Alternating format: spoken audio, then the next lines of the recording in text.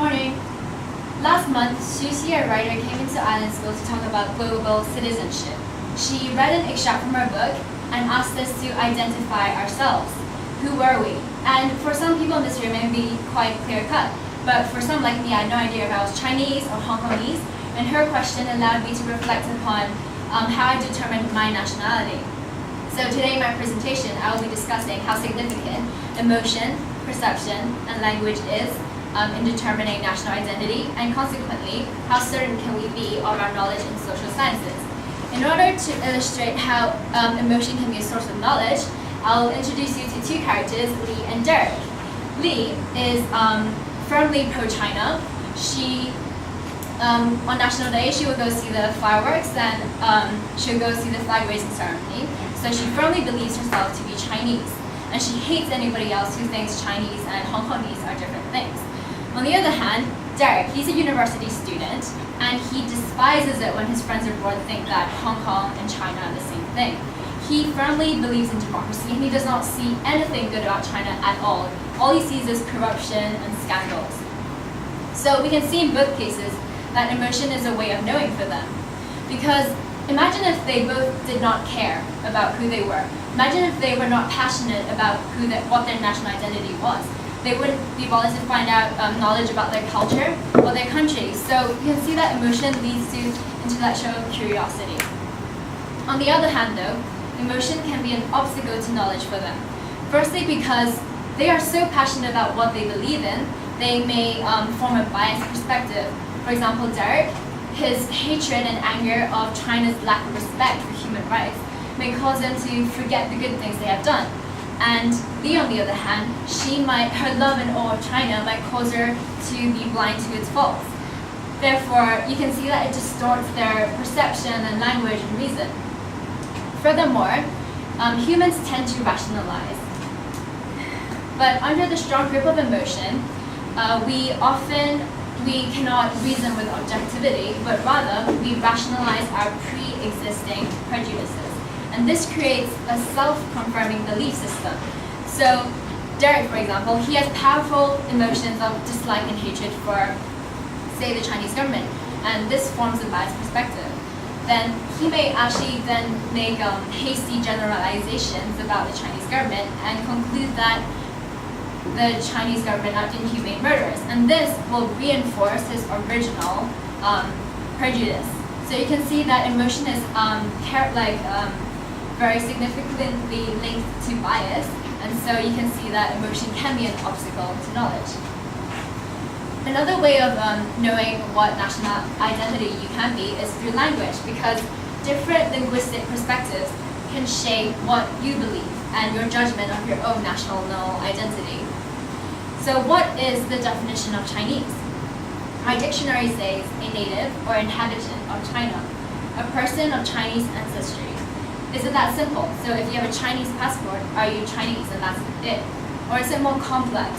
Is there a second definition? Is it where an individual has a connection with a nation? Is it when an individual has identification with a nation? So we take the example of Susie. She's born in London, but her dad is Chinese and her mom British. Lived in Hong Kong for 12 years, and she loves Hong Kong more than London. And she identifies more with the Chinese family. So she likes to say herself as Chinese. Another third definition could be, are you Chinese, mainland Chinese, Hong Kong Chinese? And so language can shape the value judgments we make upon things. And we give things labels so it's more efficient. We don't name every Chinese person a different thing, and we group them all together and say they're Chinese. However, the problem with this is that it may lead on to stereotypes, and stereotypes occur when we make assumptions about a person based upon their membership of a certain group. And maybe when you think Chinese, you think a fictional, and just fictional character who squats and shoves and spits and eats all the rice and loves the Chinese government. And you might think, oh, that's not me at all, so therefore I cannot be Chinese. Another way of knowing whether or not your national identity is what it is through your perception. Because, well, let's see if you can identify which group these people belong to. Taiwanese, American-born Chinese, international, or a Hong Kong local, or one that's from the mainland. 10 seconds.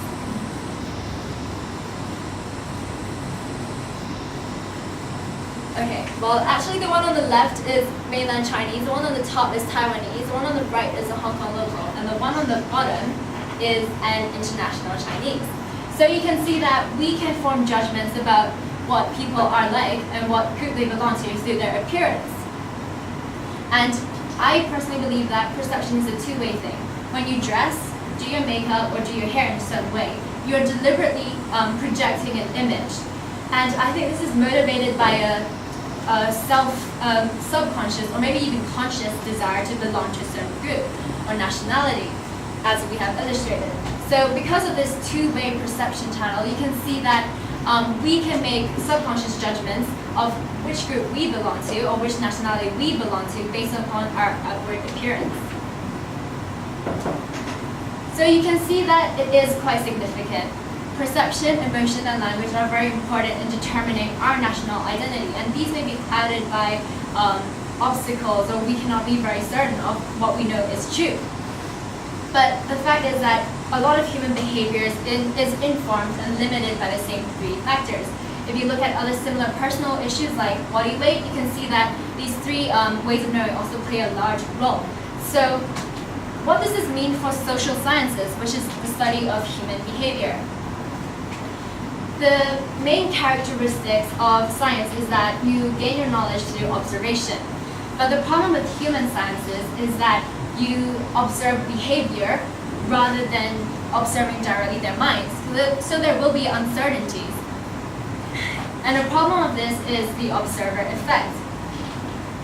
A psychologist may be studying a group of people, but they may become more nervous or embarrassed when the psychologist is there, and this will cause them to respond in a different way. So for example, our undergraduate student Derek, he may be at a protest march, and then TVD decides to interview him and ask him, oh, what do you think? He might be less extreme, or he might lie, because he thinks that what he answers may actually affect his chances of getting a job or something, and this will alter his behavior. Another methodology of social sciences is interviews and questionnaires. Although they can be quite useful as people are reasonably honest, there are problems because it is difficult for us to use language and frame questions in an unbiased manner. For example, loaded questions, which are questions with hidden assumptions built within them, which may encourage people to answer in a certain way. These two questions are very similar, but however, may prompt the same person to answer in two different ways.